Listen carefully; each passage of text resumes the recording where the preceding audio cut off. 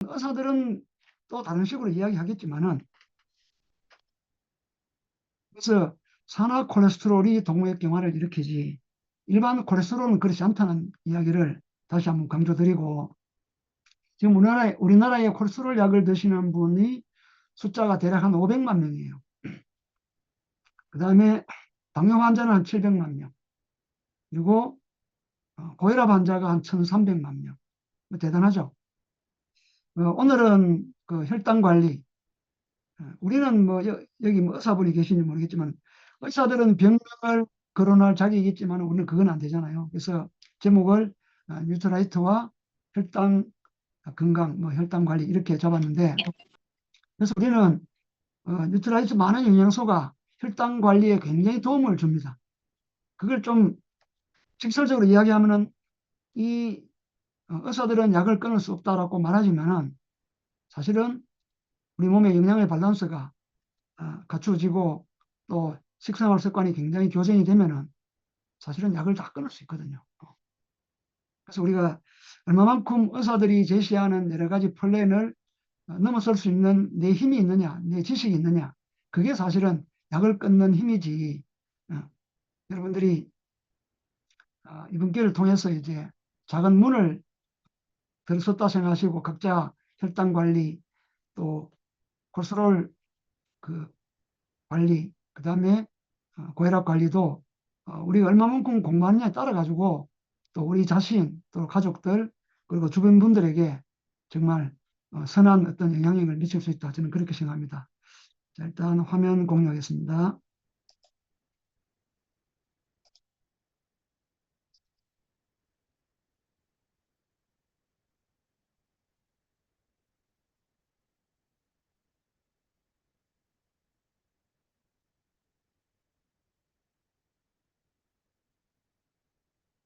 네, 오늘은 뉴트라이트와 혈당 관리입니다.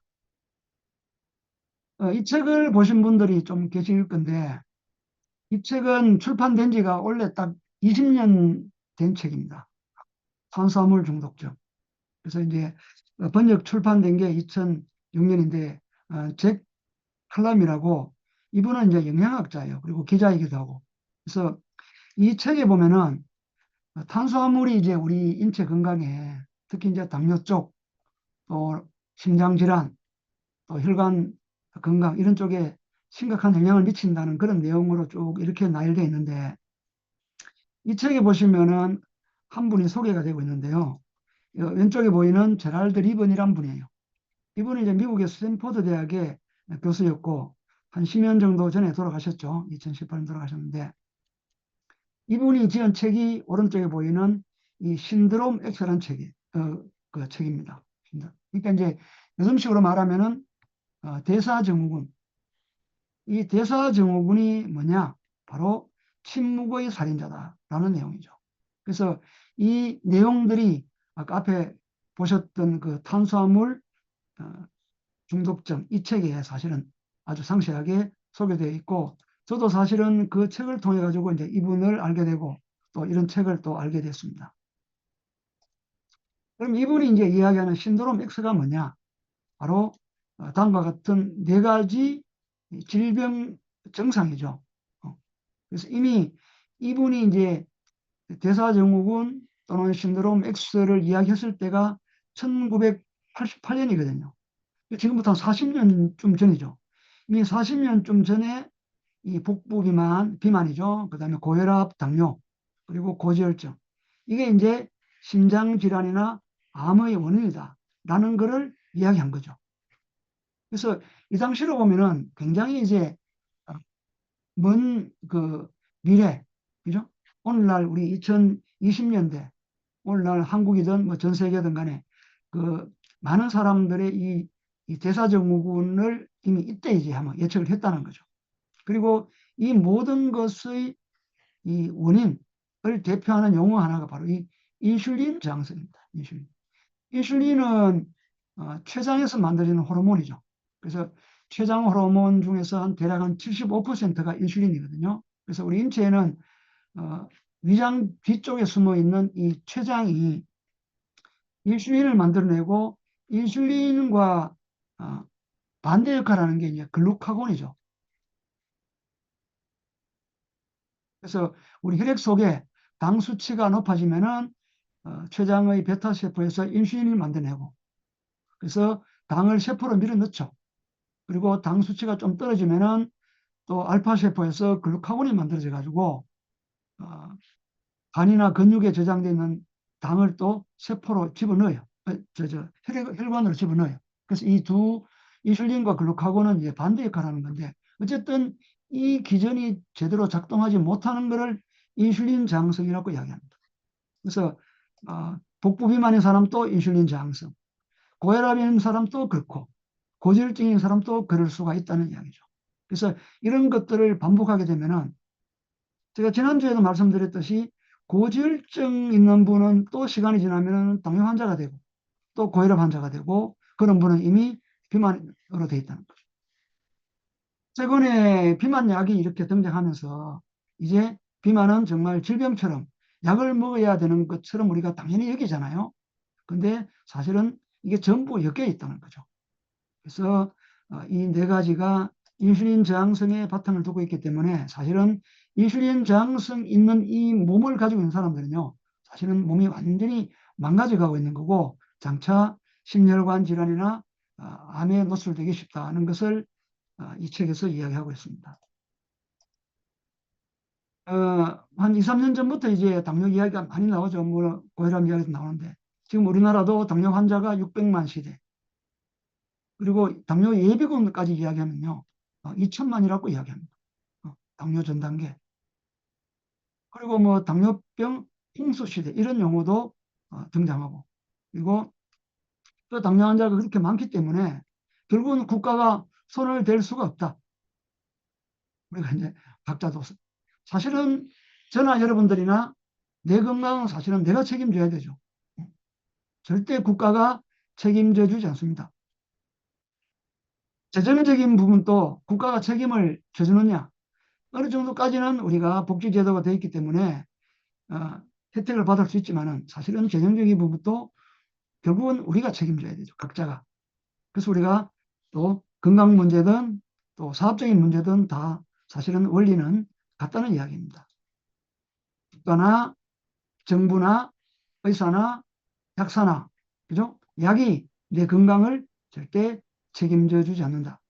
내가 아는 만큼 건강해질 수 있다는 이야기입니다. 자, 그러면은 우리가 이제 당뇨 혈당 공부할 때 우리가 공복 시에 혈당 수치가 얼마가 정상이냐? 사실은 혈액 1데시리터, 1데시리터는요, 우리가 종이컵, 보통 종이컵의 아, 뭐죠? 한 3분의 2 정도, 5분의 3 정도가 100ml잖아요. 100, 100ml. 요게 이제 100mg이 들어있는 게 정상이에요. 그리고 요 수치가 이제 우리가 음식을 먹게 되면 수치가 올라가잖아요. 그래서 이게 이제 170까지 올라가게 되면은 170을 넘어서는 순간에 소변으로 당이 배출이 됩니다. 우리 몸의 자동 조절 기능이죠. 그래서 너무 이 수치가 높아지면은 혈액이 뻑뻑하게 되고 체온이 떨어지게 되고 여러 가지 문제가 생기는 거잖아요. 그래서 우리 몸에서는 이렇게 소변으로 나가게 되고, 또 이제 의사들은 이 수치가 200이 되게 되면요, 약을 처방하게 돼요. 병으로 진단하게 되고. 근데 요 100이라는 수치는 100 언저리입니다. 100 언저리. 사실은 90도 괜찮고 110도 사실은 괜찮아요. 근데 요즘에는 혈압도 거래하고 사전에 예방하자 이런 차원에서 당 수치가 120만 넘어가면은 막 약을 처방하고 그렇게 하죠. 그죠? 그래서 우리 몸은 너무 그렇게 자를 잰 듯이 그렇게 엄격하게 우리 몸을 관리할 수는 없잖아요, 사실은. 그래서 병원에서는 약을 처방하는데 굉장히 복잡한 이 약물의 작동 방식이 있습니다. 크게 이 약물은 이렇게 이제 6가지의 약물이 있어요. 근데 이 약물의 공통점은 뭡니까? 인슐린을 만들어내는 췌장을 건드리고, 간을 건드리고, 소화기 계통을 건드리고, 끝내 세포 기능을 저하시킵니다.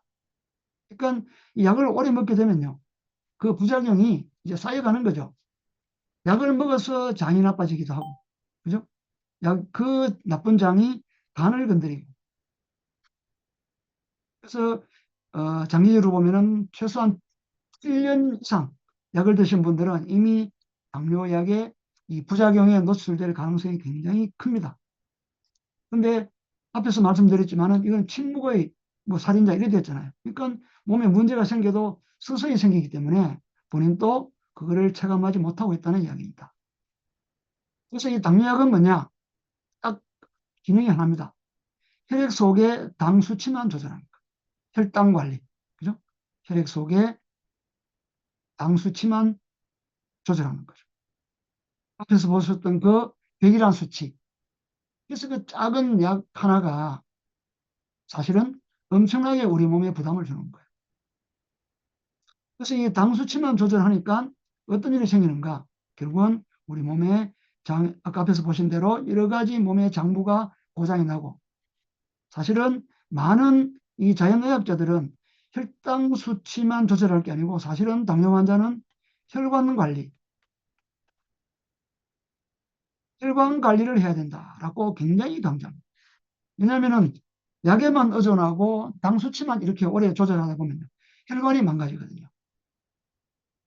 그래서 혈관이 망가져서 눈 쪽에 문제가 생기면은 실명한다든지, 신장이 망가져서 혈액 투석을 하고, 그죠? 족부가 괴사되고, 이런 일들을 우리가 주변에 많이 보게 되잖아요.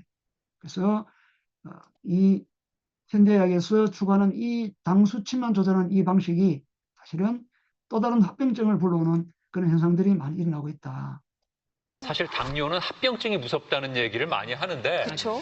그 당뇨발이라는 게 어떤 건가요? 이 당뇨 합병증 중에서 가장 무서운 것 중 하나가 바로 당뇨발입니다. 당뇨병성 족부 질환이라는 용어를 쓰는데요. 당뇨병성 족부 궤양 환자의 발 사진을 한번 보실까요? 네. 으아우. 세상에. 으아우. 세상에. 그래서 이렇게 발이 사실은 썩어 가잖아요. 이미 혈관이 말라서 영양이 못 가고 또 면역세포들이 없어지니까 이제 죽어나는 거죠. 근데 이 당뇨발의 굉장히 초기 증세가 사실은 이 발톱에, 이분도 왼쪽 분 보시면 발톱이 노랗죠. 무좀 증세예요, 무좀 증세. 그러니까 발가락에 또는 발바닥에 무좀 증세가, 껍질이 벗겨지고 이런 증세가 사실은 아무것도 아닌 것 같지만 이게 이제 당뇨병의 합병증 초기 증상입니다. 족북에서. 그래서 이렇게 발이 썩어져가도 통증이 없거든요. 왜냐하면 혈관이 말라버리고 혈관을 따라 흐르는 신경이 죽어버리니까 통증을 못 느끼는 거죠. 통증을 느끼는 것 같으면 사람들이 이렇게 발이 괴사가 되어도 가만히 있겠습니까? 그래서 이게 정말 침묵의 살인자라는 이야기입니다. 여기까지만 보고 사실 당뇨는 그래서 우리가 약에만 의존하게 되면요, 이렇게 피할 수 없는 합병증이 한 10년 이상 아니면 20년 정도 되면요, 혈관이 말라서 이제 합병증이 등장하는데, 혈관이 있는 모든 곳에 합병증이 나타납니다. 그래서 서서히 진행되기 때문에, 그리고 통증이 없기 때문에 이게 문제가 더 큰 거예요. 그래서 앞에서 말씀드린 대로 당뇨 환자는요, 이 혈관 관리가 굉장히 중요합니다. 그래서 이게 안 되면은 삶의 질이 떨어질 수밖에 없는 거죠. 아마 유튜브 영상에 족부괴사 이런 영상을 검색해 보면 굉장히 많습니다. 제가 일일이 안 보여드리도록 많이 보셨겠죠. 근데 이제 우리 주변에는 가끔 이제 이런 책자가 있습니다. 지난주에도 소개시켜드린 이 손재광 박사의 당뇨병 치료, 약에 기대지 마라. 그리고 생활 습관을 고침으로써 당뇨병의 치료가 가능하다. 결국은 식생활에 문제가 있다는 이야기죠. 그게 그 문제를 고치는 게 근원적인 치료가 가능하다는 것을 이런 책에서도 이야기하고 있습니다. 근데 고혈압이든 당뇨든 간에 병원에 가야 되면 의사들은 어떻게 이야기합니까? 약을 주면서 절대 빠지지 말고 평생 먹으라고 이야기하죠.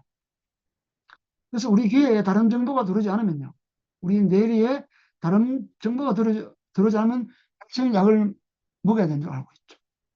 여러분 잘 아시는 황승수 박사가 지은 당뇨병이 낫는다. 이분은 현미채식만 해도 당뇨병을 치료할 수 있다고 이야기합니다. 이 책 한번 읽어보세요. 이분은 약을 처방하지 않는 의사로 넘어갔잖아요. 이런 책자들이 굉장히 사실은 많습니다.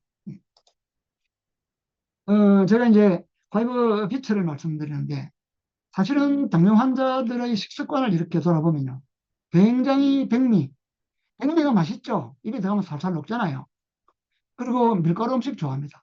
라면 좋아하고 빵 좋아하고. 그런 음식들은 우리가 흰 쌀밥 있잖아요. 흰 쌀밥 한 그릇은 설탕 5분의 4그릇이에요. 그 설탕하고 똑같습니다, 사실. 이런 그 백미를 먹게 되면은 바로 혈액 속으로 당이 확 올라가 버리죠. 혈당이 확 치솟는단 말입니다. 혈당이 올라가는 순간에 췌장이 작동해서 인슐린이 나오면서 뭡니까? 당을 세포로 밀어넣고 혈당이 뚝 떨어지겠죠. 우리가 달달한 커피 한 잔 마시면 또 혈당 스파이크. 그래서 혈당이 이렇게 오르내리는 순간에 우리 췌장이 망가지고, 그죠? 우리 몸속에 염증이 높아지고. 그래서 우리가 사실은 식단 관리 중에 굉장히 중시해야 되는 첫 번째가 뭐냐? 평상시에 여러분들이 통곡식을 드셔야 돼요. 오른쪽에 보시면 이게 유명한 그 강지원 변호사잖아요. 이분이 지은 책 중에 주식혁명. 오늘 또 주가 많이 올랐습니까? 그 주식 말고 우리들이 먹는 주된 음식의 혁명이 있어야 된다. 그래서 정제 음식을 버리고 통곡식을 먹어라. 이게 현실적으로 먹기 힘든 분들은요. 혈당 스파이크를 방지하고 예방할 수 있는 바로 이 화이브를 드셔야 돼요. 그리고 화이브 파우더도 있고 뭡니까? 오른쪽에 보이는 카보저스트. 이것도 식이섬유잖아요. 그래서 이 세 가지 우리 뉴트라이트 영양소가 사실은 오늘날 정제 음식에 노출된 현대인들에게 또 당뇨 환자들에게 굉장히 좋은 하나의 영양소가 된다. 과거의 식이섬유는 그냥 대장암을 예방하는, 그죠? 또 변양을 늘리는, 장 환경을 개선하는 그런 우리가 음식이라 생각했는데 사실은 당뇨 환자들에게는 필수인 음식이에요. 꼭 당뇨 환자가 아니더라도 여러분들 예방 차원에서라도 이 화이브 비처 또는 파우더 이걸 꾸준히 드십시오. 저도 굿모닝 할 때 이 화이브 비처 넣어가지고 늘 먹습니다. 아침에는. 그래서 가급적 식단도 통곡식 식단으로 여러분들이 이렇게 꾸준히 하시면요. 사실은 평생 당뇨로부터 자유로운 거죠. 굉장히 중요한 거다. 자, 이 그림은 혈관이 있는 곳에 그 혈관이 망가지는 주로 이제 당뇨 환자가 합병증이 발생되는 부위죠. 어, 어. 그래서 당뇨무, 망막증, 백내장, 녹내장, 그죠? 뇌 쪽에 혈압 문제도 동맥경화 이 전부 마찬가지입니다. 그래서 이 발이 괴조되고 이 전부 사실은 당뇨 관리를 사실은 잘못해서 그렇다. 즉 약을 먹으면 이게 안 오느냐? 그렇지 않습니다. 약을 먹어도 계속 이런 문제는 진행된다는 이야기입니다. 그러니까 이제 의사들은 어떻게 이야기하느냐? 당뇨병 환자는 뭡니까? 당뇨약을 타기 위해서 병원에 가잖아요. 앞으로 당신은 신장 쪽에 문제가 생길 수 있기 때문에 또 신장 문제를 예방하기 위해서 신장내과를 또 다니라. 또 정기적으로 안과 검사를 거쳐라. 이런 식으로 자꾸 우리가 병원으로 유인하는 거죠. 그래서 우리가 몸에 문제 생길 때 병원에 가고 약을 먹는다는 그런 생각 자체가 굉장히 왜곡된 거예요. 제가 지난주도 말씀드렸지만은 저는 지난 25년 동안 한 번도 병원에 안 갔단 말이에요. 저는 이런 검사를 받아본 적도 없고. 네. 그 가장 큰 이유는 제가 지금 앞으로 말씀드릴 거, 지금까지 말씀드린 거예요. 저는 유산균을 먹을 때 반드시 식이섬유를 먹습니다. 그 주변 사람들께 이야기하죠. 유산균 먹으면서 식이섬유 먹지 않는 사람들은 바보다. 그래서 그냥말로 똥 되는 거 말로 먹냐 이렇게 말하지만은 이 식이섬유가 사실은 굉장히 중요하잖아요. 특히 이 이제 인슐린 저항성이 생기면 온몸에 염증이 많아지거든요. 그래서 우리가 유산균을 먹고 특히 수용성 식이섬유를 먹으면 뭡니까? 거기서 만들어지는 게 뭐죠? 단수의 지방산이잖아요. 이 부티르산 이런 것들이 사실은 우리 몸속으로 들어와서 온몸의 염증을 잡는 데 최고예요. 아까 족부가 괴사되고 망막증이 생기는 것도 전부 염증이거든요. 동맥경화도 전부 염증이잖아요. 그래서 우리가 평상시에 유산균을 드시고 식이섬유를 쭉 드시면요, 이런 당뇨합병증을 근원적으로 예방할 수 있다 하는 것을 다시 한번 강조를 드립니다. 그래서 약은 독이 여러분들이 감기약도 드시면 안 됩니다. 그리고 유명한 아보도르 박사의 약을 끊어야 병이 나온다. 이분은 노벨상 후보에 올랐던 분이잖아요. 세계적인 면역학자. 이분의 책은 우리나라에 20권 이상이 번역되어 있습니다. 굉장히, 그러니까 약을 먹고는 도저히 문제가 해결 안 된다는 이야기죠. 그죠? 사람들이 비싼 돈을 들이면서 무농약을 찾는데 그냥 약을 먹는 거예요. 이 합성식품인 약, 합성 비타민은 이 합성식품에 들어가는 거죠. 그래서 합성 비타민은 그야말로 약처럼 독이다. 네, 절대 드시면 안 되는 거죠. 그리고 약이 사람을 죽인다. 그리고 조병식 원장의 약을 버리고 몸을 바꿔라. 그래서 왼쪽 아래 보세요. 약만 먹는 당신이 만성질환 키운다. 그래서 약에만 의존하고 병원에 의존하고 의사에만 의존하는 사람들은 어찌 보면 이제 공부 안 하는 사람이고 편견이 심한 사람이고 고집 센 사람이고 뭐 그래 팔자가 있는 건가요? 이 팔자를 바꿔야 되는데. 그래서 어쨌든 우리가 약은 우리 몸에 심각한 문제를 일으킨다 하는 것을 여러분들이 아시고 정말 응급 상황에 그때 일시적으로 먹는 거 외에는 절대 약을 드시면 안 돼요. 그 우리 집 주치의 자연의학 책에 지난주도 책을 소개시켜 드렸습니다만 이 책에 보면요. 이제 고혈압 약을 드시면은 우리 몸에 이런 영양소가 고갈이 돼요. 그 당뇨약은 이 코엔자임 Q10 이게 안 만들어진다는 말은 당뇨약이 뭡니까? 간 기능을 떨어뜨린다는 거죠. 원래 코엔자임 Q10은 간에서 만드는 효소거든요. 간 기능이 떨어져서 안 만들어지죠. 그러니까 온몸이 사실은 망가지는 거예요.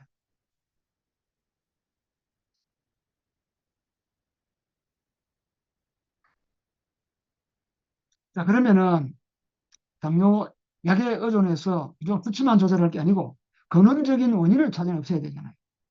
그래서 우리가 이제 서적 책에 보이는 그런 당뇨 원인에 관한 이야기가 크게 두 가지로 대별이 됩니다. 그래서 하나는 원인이 선천성이다. 후천성으로 생긴 거다. 그래서 선천적인 게 한 3% 내외라고 이야기하는데 저는 거의 후천적이라고 생각하는 사람입니다. 왜냐? 그 사람이 살아가면서 식생활 습관에 문제가 쌓이고 쌓이가, 그죠?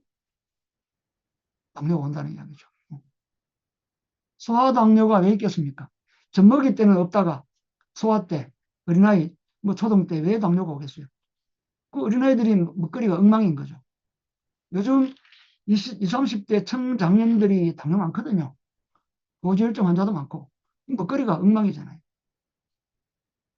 이거에 먹방이 참 시청자들의 관심을 끌고 연예인들이 거기에 몰리고 또 어린 학생들이 먹방 뭐 연예인들을 닮고 싶어하는 이 세태가 사실은 우리 일반인들의 건강 지수하고 사실은 같은 거잖아요. 그런 건 사실은 방송 자체를 없애야 되죠. 그래서 췌장이 망가지거나 또 여러 가지 문제로 장기가 망가지는 거. 요 지금 이제 췌장은 원래 위장 뒤쪽에 이렇게 있어가지고 여기서 이제 각종 소화효소나 또 호르몬을 만들어내죠. 그래서 이제 당뇨와 관계되는 것은 뭡니까? 인슐린과 글루카곤이죠. 자, 당뇨의 원인이 뭘까? 왜 혈액 속에 당이 높아지고 심지어 당이 소변으로 빠져나갈까? 지금 여기는 8가지를 나열시켜 놨잖아요. 그리고 8가지 중에서 좀 대별하면은 첫 번째, 두 번째, 세 번째, 네 번째 크게 가닥을 나누면 이렇습니다. 이거를 조금 상세하게 설명을 드릴게요. 자, 당뇨 원인 첫 번째.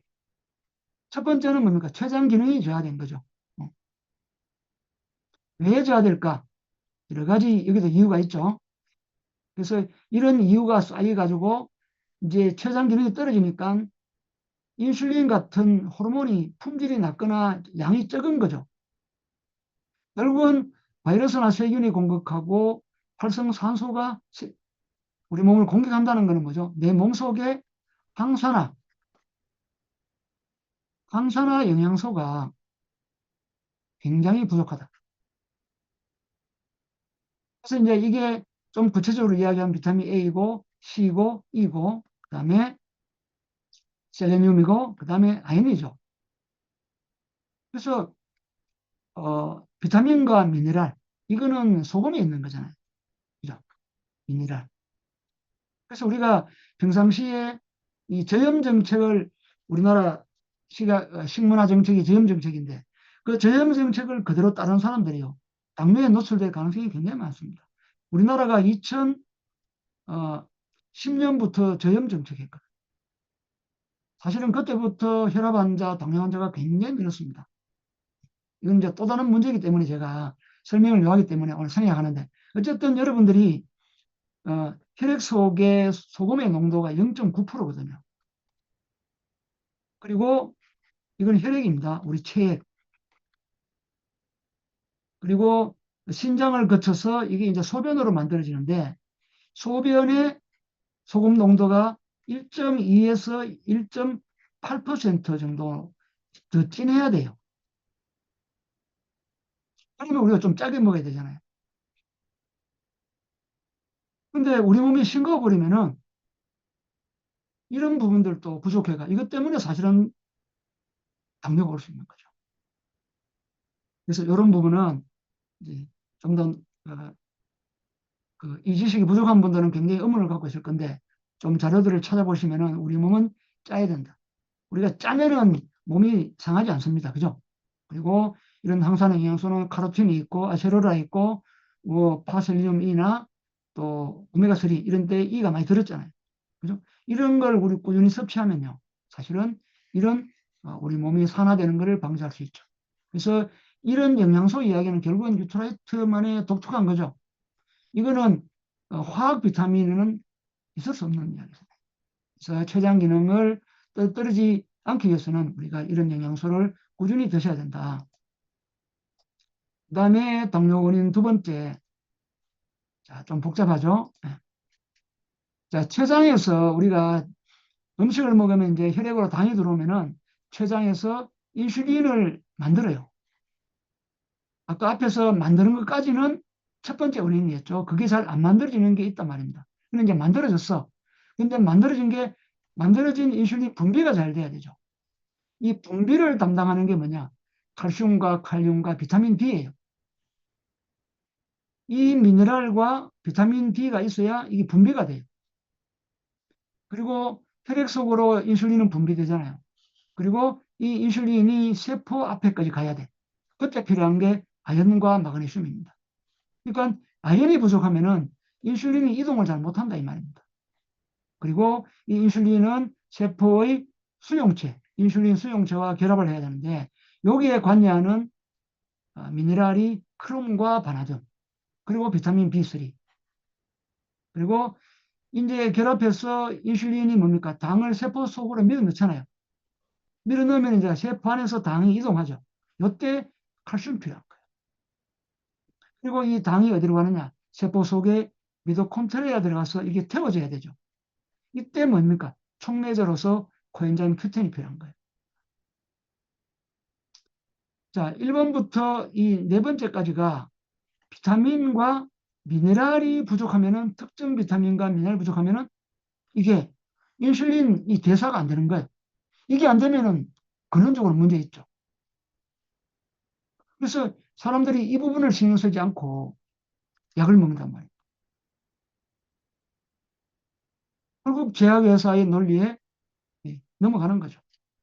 우리가 평상시에 내 몸속에 적정한 양의 비타민, 그 다음에 미네랄.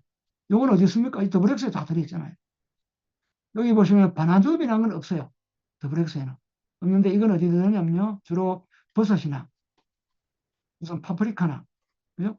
땅에서 나는 야채나 과일에 이게 들어있거든요. 아니면은 아까 앞에서 말씀드린 이 천일염에도 들어있습니다. 그래서 우리가 평상시에 혈액 속에 비타민C, 비타민이나 미네랄이 꾸준히 이렇게 공급해주면 당뇨 올 일이 없는 거죠. 코엔자임 Q10은 원래 그 90%가 간에서 생성됩니다. 생성. 그래서 건강한 간을 갖고 있는 사람들은 이게 다 만들어내죠. 우리가 차에 시동을 걸 때 그 휘발유가 있고 산소가 있으면 뭡니까? 전기 스파크를 일으키죠. 우리 세포 속의 미토콘드리아 안에 스파크 일으키는 게 바로 이 코엔자임 Q10이라는 조효소예요. 그래서 당 기능이 떨어졌거나, 그리고 코엔자임 Q10은 이 원료가 뭐냐면요. 원료가 그 우리 간에서 만들어지는 원료가 그 뭡니까? 콜레스테롤의 원료와 같습니다. 그래서 콜레스테롤 약을 먹으면 이게 안 만들어지는 거예요. 콜레스테롤이 코엔자임 Q10의 원료는 아닌데 어쨌든 콜레스테롤 약을 먹게 되면, 지난주에 공부했는 약을 먹게 되면은 이게 안 만들어지는 거예요. 그런 분은 이게 안 만들어지니까 당이 태워지질 않죠. 그래서 요즘은 콜레스테롤 약을 처방하면서 또 의사들이 뭡니까? 코엔자임 Q10을 처방하기도 합니다. 완전히 병 주고 약 주는 거죠. 그래서 우리는 이미 이 코큐텐이라는 이런 좋은 제품이 있죠. 그래서 당뇨 환자에게 에너지가 많이 떨어지고 아랫배가 차고 손발 찬 그런 분들은 이 에너지가 잘 안 만들어지거든요. 그런 분들에게 코큐텐을 권하시면 좋습니다. 그러면은 서서히 뭡니까? 에너지가 올라가죠. 원래 이 코엔자임 Q10은 혈압 환자에도 좋습니다. 모든 세포를 에너지를 잘 만들어내게 하기 때문에 이 혈압 환자는 혈관이 딱딱해지거든요. 근데 이 코엔자임 Q10을 꾸준히 드시면요. 혈관이 부드러워져요. 혈관 세포가 활력을 가진단 말이에요. 그래서 혈당 조절만이 아니고 혈압 조절에도 사실은 이게 도움을 주는 거예요. 그래서 이런 책이 있습니다. 당뇨병, 약을 버리고 아연으로 끝내라. 그래서 아연이 부족한 사람은 아연만 먹어도 당뇨병이 해결되는 거예요. 그죠? 그러면 이제 우리 몸에 아연이 부족한지 안 부족한지 우리가 잘 알 수가 없죠. 그래서 뭐 무슨 모발 테스트 한다든지, 뭐 소변 검사 한다든지, 혈액 검사도 아주 정밀하게 하면은, 정밀하게 한다는 말은 돈을 많이 들여서 검사해야 되죠. 그죠? 그런 여러 가지 방법으로 몸속에 이런 게 부족하면 채워주면 돼요. 아니면 이제 평상시에 더블엑스 드시고 소금을 좀 드시고 이런 식으로. 그죠? 자, 세 번째 당뇨 원인은요. 세포막에 문제가 있는 거예요. 아까 세포막에 인슐린 수용체 이야기했잖아요. 지금 여기 보시는 그림이 우리 인체의 세포의 이중막입니다. 요 막 하나, 요 막 하나, 이중막이죠. 그래서 이 세포막에는 이런 그 통로가 있습니다. 우리 영양물질이 들어가는 통로겠죠. 그죠? 여기에 문제가 생기면은 영양물질이 못 들어가는 거죠. 어떤 경우에 이 통로에 문제 생기느냐? 바로 세포막에 지방산의 불균형이 왔을 때. 자, 우리가 이제 세포막은 뭡니까? 오메가3와 오메가6 그리고 콜레스테롤, 이렇게 세 가지가 주 성분이죠. 세포막의 성분. 세포막의 성분입니다. 근데 건강한 세포막은 오메가3와 이 6가 1대1로 있잖아요. 이게. 그리고 1대4까지도 괜찮아요. 근데 오늘날 현대인들은 1대 최소 20에서 25 정도 오메가6가 절대적으로 양이 많죠. 굉장히 균형이 깨졌잖아요. 그래서 오메가6가 많아지면 세포막의 탄성이 떨어져. 그러면 뭡니까? 영양물질이 잘 들어갈 수가 없다. 그리고 오메가6 자체가 성질이 염증성입니다. 염증성 지방이에요. 그러니까 오메가6가 너무 많은, 이게 이제 1대1 정도가 있을 때는 괜찮은데 너무 많게 되면 이제 우리 몸 전체가 염증으로 뒤덮이는 거죠. 염증이 있다는 말은 뭡니까? 세포막이 손상이 되었다는 뜻이에요. 그러니까 이제 인슐린 수용체가 제대로 작동하지 못한다. 그래서 이제 오메가3가 너무 사람들이 적은 식단이 문제라는 거죠. 그래서 오메가6는 어디, 3는 어디에 많습니까? 이거는, 식물로 본다면은 들깨, 그 다음에 아마시, 예. 그 다음에 육류로 본다면 등푸른 생선이죠. 여기에 오메가3가 많잖아요. 오메가6는 어디 많습니까? 열매인데 딱딱한 열매에 많은 거예요. 콩이나 옥수수 같은데. 그거를 먹고 사육된 뭡니까? 소, 돼지, 닭은 뭡니까? 그 기름은 전부 오메가6예요. 여러분들이 옥수수의 습격이라는 그런 책자 영상을 보시면은 이걸 잘 공부할 수 있습니다.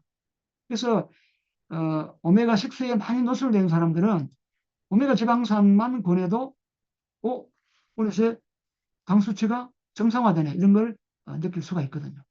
그래서 오메가3가 어떻게 당뇨를 해결하지? 그건 다른 이유가 있다는 거죠. 그래서 이런 영상과 책자를 보시면 여러분들이 오메가3가 그렇게 중요하구나. 우리 몸 전체의 염증을 줄여주는 그런 기능도 할 뿐만 아니라 바로 이 세포막을 건강하게 하기 때문에 그렇습니다. 그 다음에 네 번째 원인은 세포 안의 대사장애. 우리 세포 자체가 살아있는 생명체죠. 그래서 끊임없이 영양물질이 들어가고 찌꺼기 나오고 이게 잘 되지 않을 때 세포 안이 찌들어 버리는 거죠. 찌들어 버리니까 이 세포가 제 명대로 못 살죠. 그게 바로 이 세포의 자살 기전이 무너지는 네크로시스랍니다. 질병 때문에 세포가 일찍 죽거나 안 죽는 거죠. 안 죽는 게 아니잖아요. 그래서 이런 대사장애, 이거는 좀 더 다른 설명이 필요한데 어쨌든 세포에 문제가 있다는 이야기입니다. 세포 전체죠. 그 다음에 이제 갑상선 기능 문제. 갑상선 호르몬의 가장 큰 역할은 뭡니까? 에너지 대사에 관계하죠. 이 티록신이라는 것이 우리 몸의 에너지를 만드는데 특히 산소 공급에 관계합니다. 그래서 갑상선 기능이 항진이나 저하 또는 여러 가지 염증이 있거나 이런 사람들은 이게 기능이 떨어지니까 에너지 대사에 문제가 오고 그게 잘 해결 안 되는 게 당뇨죠. 그래서 갑상선 기능에 문제가 있어도 그렇다는 말입니다. 지금 하면 이제 암까지 가죠. 근데 갑상선 암은 원래 그 치명적이지 않습니다. 의사들은 뭐 수술하고 그렇게 하지만 원래 갑상선은 암은 수술하는 게 아니죠. 그래서 이러한 여러 가지 원인인데도 불구하고 뭡니까? 앞에서 말씀드린 대로 약을 먹게 하고, 그죠? 그 약은 이제 부작용을 불러오고 합병증을 불러오는 거죠. 자, 당뇨, 혈당 이거 외에 이제 당화혈색소, 요건 이제 당화지수라는데 이 당화지수, 당화혈색소는 뭐냐면은 이 적혈구와 당이 엉키는 거예요. 그래서 이게 원래 분리되어 있어야 되거든요. 이게. 근데 이게 너무 많이 엉키게 되면 뭡니까? 당화지수가 높다. 쉽게 말하면은 100개 중에 건강한 사람은 4개에서 6개 정도의 당이 적혈구와 결합하는데 당뇨 심한 사람들은 그 이상 결합하는 거죠. 그래서 당과 적혈구가 자꾸 엉키게 되면요. 또 적혈구끼리 엉켜버려요. 그거를 뭐라고 부르냐면요. 적혈구의 연전 현상이랍니다. 동전이 연이에 붙어 있듯이 그런 분들은 당화 지수가 높아요. 그래서 당 지수가 높은 것보다 당화 지수가 높은 게 더 사실은 위험합니다. 자, 이 이제 적혈구가 쭉 이렇게 동전 연결해 놓은 것처럼 꾸러미처럼 연결되어 있죠. 이런 분이 이제 혈관이 막히고 합병증이 심각하게 되는 거죠. 그러면 이제 이걸 어떻게 뗄 수가 있을까? 이거는 앞에서도 말씀드렸지만은 항산화 영양소가 굉장히 중요합니다. 여러분들 주변에 당뇨 환자들, 요즘은 당뇨 환자들 어느 정도 공부하기 때문에 이 당화지수 알아요. 그리고 병원에서 혈액 검사할 때 가르쳐 주거든요. 그런 분들에게 어떻게 해야 되느냐? 딱 두 가지만 권해보세요. 카로틴. 이 카로틴이 적혈구와 당을 분리시킵니다. 또 하나는 여러분들 잘 아시는 아세로라십니다. 이 두 가지를 권하시면요. 일단 이 두 가지는 뭡니까? 염증을 없애주는 거죠. 그래서 합병증을 없애주는데 그 원리가 첫 번째가 뭡니까? 적혈구와 당을 분리시켜 놓는 거예요. 그러니까 혈관이 막히지 않는다. 그래서 저도 주변에 당뇨 환자들에게 이런 설명하면요. 그분들이 뭡니까? 당화지수를 떨어뜨릴 수 있다 하면서 이렇게 이런 영양소를 이렇게 먹고 있거든요. 그래서 이 두 가지가 굉장히 중요하다. 자, 좀 더 추가적으로 당뇨와 미네랄, 당뇨를 해결할 수 있는 당대사에 도움을 주는 미네랄입니다. 앞에서도 말씀드렸지만은 마그네슘이 그러하죠. 혈당대사. 자, 바나듐도 인슐린 수용체를 활성화시킵니다. 그리고 크롬은 뭐죠? 인슐린 민감도를 높이는 거예요. 굉장히 중요합니다. 그리고 아연도 마찬가지죠. 그죠? 물론 이제 아연은 우리 몸의 모든 대사, 한 2,000가지 대사에 관여한다고 되어 있습니다. 그래서 아연이 부족하면은 2,000가지 병이 온다는 이야기죠. 여러분들 구리는 뭐 어떻게 알고 계세요? 뭐 전선줄이잖아요. 예. 근데 이 구리가 부족하면은 심장 동맥경화가 오거나 아니면은 당화지수 문제나 혈당 처리 능력이 떨어진다고 되어 있습니다. 그래서 이 모든 것은 어디 들었습니까? 더블엑스 들어있죠. 그래서 더블엑스 자체가 장 수치 조절에 굉장히 도움을 줍니다. 좀 더 구체적으로 몇 가지 보면요. 당뇨와 비타민 B7, 비오틴이죠. 이것도 역시 인슐린 민감도를 높여주고 또 당관계 효소의 작동을 증가시킵니다. 그 혈당을 낮춰주는 거죠.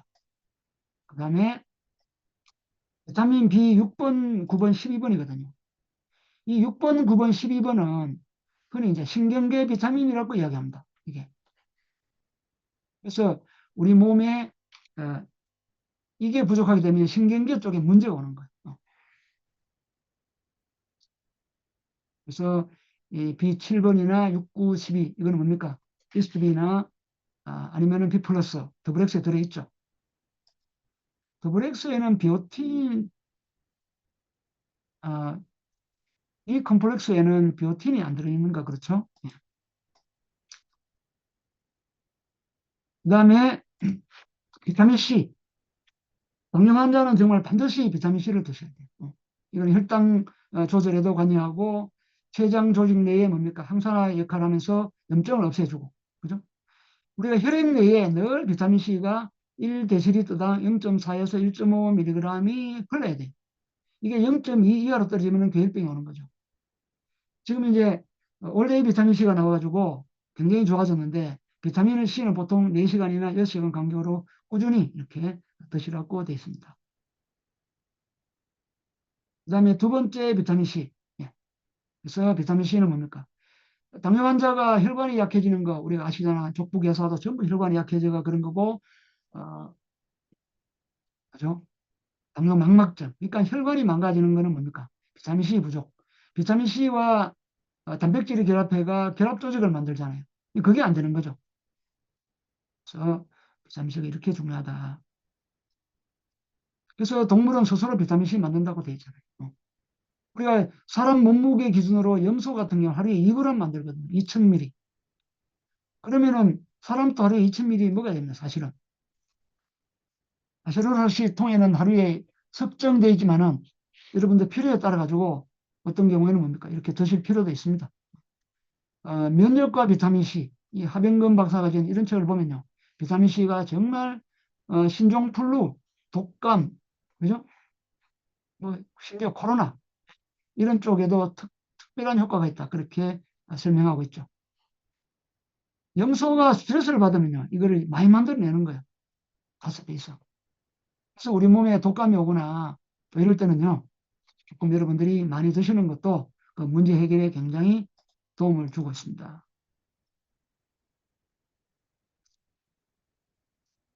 뭐, 이 두 가지는 그죠? 같이 섞어서 드시면 좋겠죠. 자, 비타민 D. 원래 비타민 D 하면요. 첫 번째 생각하는 게, 우리가 비타민 D는 이게 부족하면요. 대장암 발병률이 높아집니다. 두 번째는 면역에 관계하죠. 그 다음에 세 번째는 콜슘 대사. 그죠? 콜슘을 장에서 혈관 속으로 밀어넣는 게 비타민 D잖아요. 혈관에서 뼈로 밀어넣는 게 K였죠. 그래서 원래 이 비타민 D는 콜레스테롤을 원료로 해서 햇빛을 보면은 피부에서 만들어지잖아, 맞죠? 신장에서도 만들어지고. 근데 콜레스테롤 약을 먹는 사람은 이게 또 부족한 거예요. 그래서 이게 부족하니까 당대사도 기능이 떨어지는 거죠. 앞에서 들었던 여러 가지 미네랄, 이런 비타민들이 서로 어우러져 가지고 우리 몸의 인슐린 저항성 개선에 도움을 주기 때문에 어떤 영양소든지 뭡니까? 부족한 게 있으면 그것을 보충하는 게 맞다는 이야기입니다. 비타민 E도 마찬가지입니다. 염증을 없애주고 인슐린 저항성을 개선시킵니다. 인슐린 저항성의 누적은 사실은 염증이거든요. 그리고 식물 영양소. 식물 영양소는 뭡니까? 우리 뉴트라이트만의 자랑이죠. 일반 다른 합성 비타민 없지 않습니까? 그래서 무슨 카로틴 플러스나 다 그런 게 많이 들어있잖아요. 그 다음에 이제 직접적으로 당대사 조절에 도움 주고 혈관을 좋게 만드는 게 여러분 잘 아시는 글리코다운. 이게 이제 바나나 잎 추출물인데 여기에는 또 뭐가 들었습니까? 각종 앞에서 말씀드렸던 이런 비타민 B군과 미네랄이 들었죠. 그래서 이게 당대사를 직접 조절하는 그런 기능성 있는 영양소입니다. 두 번째는 혈액순환을 좋게 만드는 징코. 오른쪽에 보면 굿 에너지라고 이 책은 이제 작년에 출판된 책인데 이 책의 한 부분을 보면요. 당뇨 환자들은 장기적으로 보니 전부 치매를 앓더라. 당뇨와 치매와의 관계를 아주 잘 이 책에 보면 나와 있거든요. 그래서 특히 이제 뇌혈류 쪽에 또 뇌 쪽에 베타 아밀로이드가 만들어져 가지고 그게 염증 물질이거든요. 그런 걸 억제시켜주는 이런 징코. 예? 당연히 형편이 되면은 뭡니까? 당뇨 환자에게도 권할 만하다. 꼭 뭐 당뇨가 아니더라도 일반인들에게도 권할 필요 있겠죠. 그 다음에 제이레이 블렌더. 이것도 혈관, 혈류순환에 굉장히 도움을 주잖아요. 전부 사실은 식물 영양소입니다. 그죠? 그리고 오메가3. 오메가3 그 자체도 그러하고 여기는 뭡니까? 비타민 E가 천연 비타민이 많이 들어있죠. 그래서 세포막을 튼튼하게 하는 거. 이런 그래서 굉장히 당뇨 환자에게 개선에 도움을 줍니다. 그 다음에 이제 제레이 블렌더. 원래 제레이 블렌더는 이제 염성 영양소 중에 가장 까만 것 중에 하나죠. 원래 이게 음양 오행을 공부해 보면요. 까만색 영양소는요. 이 색깔이 신장 건강에 도움, 신장. 흉파지죠. 그래서 신장 기름이 떨어진 분들에게 이걸 권하면 좋아요. 신장이 나빠지면 여러분 몸에 문제가 오죠. 내가 눈이 자꾸 침침해져. 내가 귀가 자꾸 어두워져. 전부 신장 건강과 관계 있습니다. 특히 이제 우리가 제품 공부할 때 이 BDH 블렌드는 뭡니까? 두뇌와 눈이죠. 눈은 바깥을 볼 수 있는 예잖아요. 특히 이제 뇌 건강에 좋은 거예요. 그래서 얘니까 결국 뭡니까? 또 혈관 건강에 도움 주니까 제가 말씀을 드린 거죠. 이제 앞에서 여러 번 말씀드렸지만은 이 당뇨 환자가 황반 변성이나 또 망막증, 그죠? 여러 가지 눈 질환을 겪을 가능성이 많거든요. 그래서 그런 분들에게 형편이 되면은 이런 제품들도 권하면 좋겠다. 그래서 예방 차원이든 치료 차원이든 우리 지금 이 영양소들이 혈당 관리에 굉장히 도움을 주고 또 좀 더 나아가면은 뭡니까? 지금 당뇨약을 먹고 있는 분들도 서서히 이런 영양소를 통해 가지고 약을 끊을 수 있는 몸을 만들어서 사실은 끊으면 되는 거죠. 뭐 오늘 영양제 먹고 내일 끊을 수 없겠지만은 한 1년, 2년 쭉 계획을 잡고 꾸준하게 혈압 관리하고 장 관리하고 이러면서 이제 약을 끊을 수 있는 거죠. 이 책은 이제 작년에 출간된 책인데요. 우리가 평생 약을 먹고 당뇨를 관리하는 거는 앞으로 그만해야 된다. 당뇨는 졸업하고, 그죠? 그 다음에 이제 식단 관리를 통해서 뭡니까? 평상시에 당뇨를 예방하고 또 이미 약을 먹는 사람들도 뭡니까? 합병증을 막고 치료를 하자 하는 그런 취지의 이 책이거든요. 그래서 주변에 이런 책을 한번 여러분 또 읽어보시고 우리 영양소 공부 열심히 하시고 주변 분들에게 또 혈당 조절에 관한 많은 정보들을 전달해 줬으면 좋겠습니다. 자, 오늘 제 강의는 이걸 마치고 남은 시간에는 좀 Q&A 시간을 좀 갖도록 하겠습니다. 네, 감사합니다. 네, 멋진 강의를 해주신 김명아 리더님께 다시 한번 큰 박수 부탁드립니다. 네, 그리고 한 10분 정도 Q&A 시간을 가질 수 있을 것 같은데요. 채팅창에 Q&A가 있으시면 적어주시면 김명아 리더님께서 우리가 조금 더 이거 같이 알면 좋겠다 하는 부분들을 좀 골라서 질문에 한번 대답해 주시면 좋으실 것 같습니다.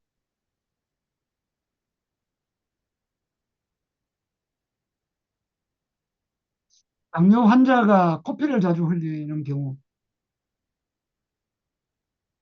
그러니까 이제 코피를 흘린다는 거는 코에 이제 점막이 손상돼 가지고 또는 이제 그렇죠. 뭐 당뇨 환자가 혈액이 탁하고 이러면 압이 높아서 또 피를 흘릴 수 있는데, 일단 이제 코피를 자주 흘리는 분들은 어찌 보면 호흡기 쪽에, 호기관지 폐 쪽에 문제가 있는 분들이라고 보는 것 같으면은 비타민 C 좋고, 그다음에 점막 건강에 좋은 카로틴 플러스도 좋고, 그리고 폐 자체가 단백질 덩어리니까, 그죠? 어, 또 오메가3나 프로틴 이런 걸 드시면은 굉장히 좋을 겁니다. 당연히 당뇨 환자도 프로틴 많이 드시면 좋죠. 앨리스랩에서도 산화 콜레스테롤 알 수 있나요? 그러니까 이제 콜레스테롤이 산화됐다는 거는 그 우리 몸에 이제 여러 가지 혈액 검사에서 어, 염증 지수가 높으면은 산화됐다고 보는 거죠. 그래서 어, 이제 공부를 좀 하신 분들은 CRP 숫자라 해가지고 시반응성 단백질, 이 수치가 염증이 높을 때 이제 이 수치가 높거든요. 이러면 이분은 혈액 속에 항산화 영양소가 부족하고 이분의 이 몸속에 지방 성분이 산화됐을 것이다. 그렇게 하는 거지. 당장 뭐 콜레스테롤이 산화됐다. 그렇게나 직접적으로 알 수 있는 부분은 없습니다. 예. 일형 소아 일형 당뇨 관리. 소아든 어른이든 당뇨 관리는 똑같습니다. 예. 그 어린애들이 자기 입맛대로, 우리가 입맛이란 것은 단맛이죠. 그렇죠? 그 단맛은 전부 정제 음식 맛이잖아요. 아마 여기 계신 분들도 파리바게뜨에서 만든 그 카스테라 생각하면 입에 막 침이 고이잖아요. 이미 그런 분들은 사실은 당뇨 예비군들입니다. 그 빵집을 못 거쳐줍니다. 그래서 사실은 혈당 관리의 가장 큰 그 관건은 가급적 내가 먹은 음식이 서서히 장에서 분해돼서 들어가야 되거든요. 그래서 아까 제가 서두에 파이버를 말씀드렸고 송국식을 말씀드린 거예요. 우리나라가 1920년대에 뭡니까 정미소가 등장했죠. 사실은 그때부터 당뇨 환자가 생긴 거예요. 1920년대 이전까지는 세종대왕도 현미를 먹었단 말입니다. 그때는 도정기술이 없었으니까. 그래서 우리나라에 당뇨 환자가 생긴 게 100년밖에 되지 않아요. 그 전부 정제 음식 때문이고, 우리가 어, 음식에서 식이섬유를 빼버리면요, 전부 당만 남죠. 그래서 그 당만 남은 음식은 오래 보관할 수 있습니다. 이게 이제 식품 산업이 등장하면서 그런 거죠. 그래서 우리가 가끔 그런 걸 드실 수는 있지만은, 여러분들이 당뇨 환자 또는 혈당 관리에 지금 굉장히 그 몸에 건강에 문제 오신 분들은 당연히 뭡니까? 통곡식을 드셔야 되고 그렇게 해야 됩니다. 그거 다른 방법이 없습니다. 다른 방법은 약물 방법인데, 그거는 이제 앞으로 그분이 살아가면서 좀 족부괴사, 망막, 뭐 심장, 혈액투석 다 이거 생각해야 되는 거죠. 이 사람들이 직접 발로 찔리면 아픈 거는 알지만은 그거 그림만 칠판에 걸어놓고 이거 바늘 찔리면 아프다 실감 못 하잖아요. 그러니 세월을 두고 당뇨 약만 먹고 허송세월 하는 거죠. 제가 사실은 이 강좌가 한 3시간, 4시간짜리 강좌인데 그 영상을 좀 많이 보여드리면 좋겠는데 시간 제약 때문에 못 보여드리는데 정말 이 50대 여성분이 이 당약만 먹다가 눈을 실명해가지고 그 잘생긴 자식을 직접 보지도 못하고 손으로 더듬어가지고 우리 아들이 눈이 잘 안 보이는 거예요. 그런 영상도 많고 뭐 야, 정보가 안 들어가면요 처음에 발가락 자르고 좀 더 있으면 발목 자르고 그걸 당연하다 생각한단 말이에요. 근데 이 발가락에 문제가 있던 저도 지금 20대 한 파트너가 진짜 발가락을 자를 그런 위기가 있었는데 진짜 우리 아세로라하고 비타민 많이 먹고요. 하나 혈관이 살아난단 말이에요. 우리 아세로라가 혈관을 살리거든요. 나중에 또 기회 되면 그 사진을 제가 보여드릴 건데 이게 우리 아세로라가 정말 대단한 거예요. 그래서 소화를 하더라도 어른이라 하더라도 이거는 왕도가 없고, 그래서 통곡식 드시고 부족한 비타민, 미네랄 채우시고 또 식물 영양소 드시고 그렇게 하면요 서서히 우리 몸은 살아나게 되어 있습니다.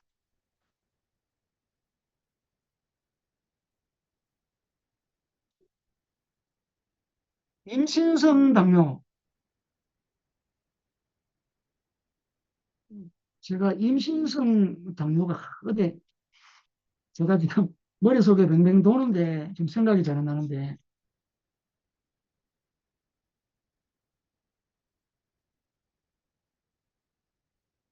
잠깐만요.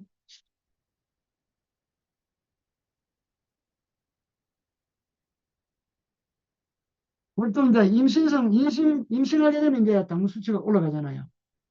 그래서 임신성 당뇨인 분들은 대부분의 경우에 비타민 D3가 부족하다고 되어 있습니다.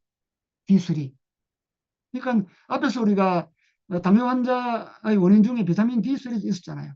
그래서 미국 같은 경우 특히 이제 그런 환자들이 임신 여성의 한 4% 정도가 임신성 당뇨가 있는데 그게 비타민 D3가 부족해서 그럴 경우가 많다.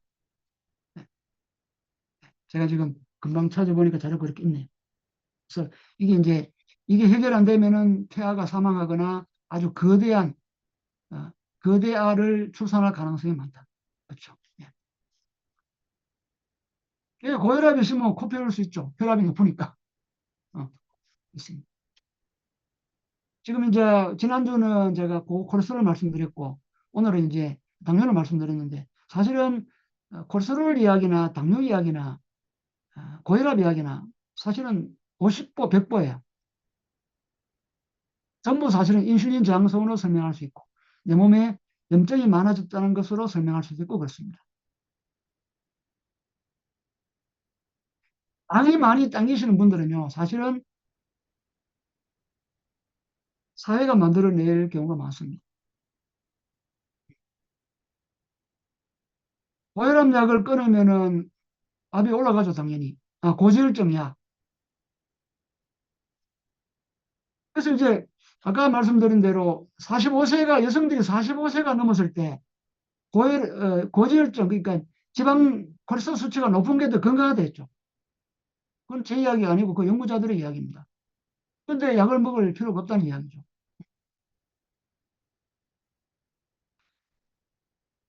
그러니까 이제 공복혈당이 올라가는데 안 먹어도 당 수치가 높은 이유는요. 아까 앞에서 여러 가지 비타민이나 미네랄 이런 것들이 이 또는 그 세포 자체가 인슐린 민감도가 약해서 당이 세포 속을 못 들어가는 거죠.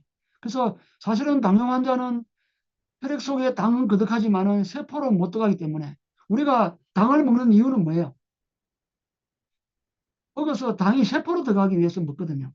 그런데 당뇨 환자는 정작 당이 세포로 못 들어가기 때문에 사실은 굶고 있는 거죠. 그래서 당뇨 환자는 음식을 보면 허겁지겁 막 먹는 이유가 굶기 때문에 그렇습니다. 그래서 이제 우리가 이런 혈당 뭐 여러 가지 그 기능의학자들 찾아가면은 여러 가지 검사를 많이 하죠. 그래서 그런 분들은 이제 의사로서 이제 과학적인 장비를 갖고 하는데 우리는 그럴 수는 없고, 그죠? 그냥 여러분들이 정해진 양을 드시고 또 꾸준하게 관리하시면은, 그러니까 식단 관리가 우선이고 우리 더블엑스 먹는 거는 사실은 후순이에요.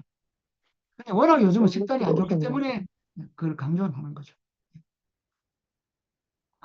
또 커피에 가리가 좋다는 이야기도 있었고요.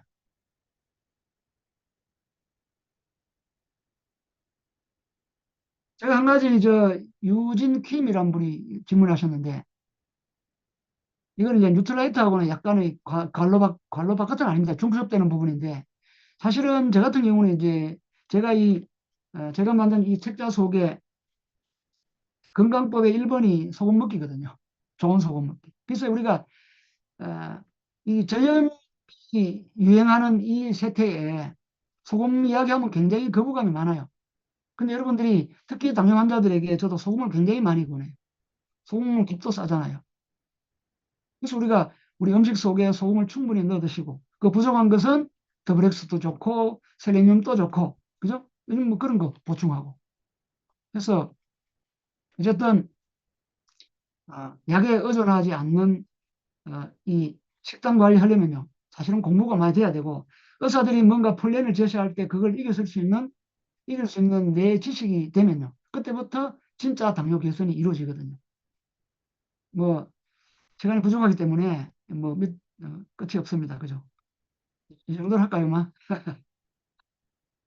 네, 여기까지 하겠습니다. 또 멋진 답변 해주신 리더님께 다시 한번 큰 박수 부탁드립니다. 네. 내 건강은 국가도 또 남도 책임질 수 없다는 또 각자 도생이라는 말이 참 많이 와닿는 것 같고요. 그리고 많이 알려주신 솔루션이 있는데 우리가 뉴트리라이트를 통한 특정의 하나의 솔루션을 제공하는 것이 아니라 근원적인 원인을 제거할 수 있는 생활 습관이라든지 운동이라든지 전반적인 방향을 제대로 제시하고 거기에 더불어서 우리의 좋은 뉴트리라이트와 좀 더 좋은 영양 부분을 제시할 수 있는 리더님이 되었으면 좋겠습니다. 네, 다음 시간에도 멋진 강의로 만나겠습니다. 감사합니다.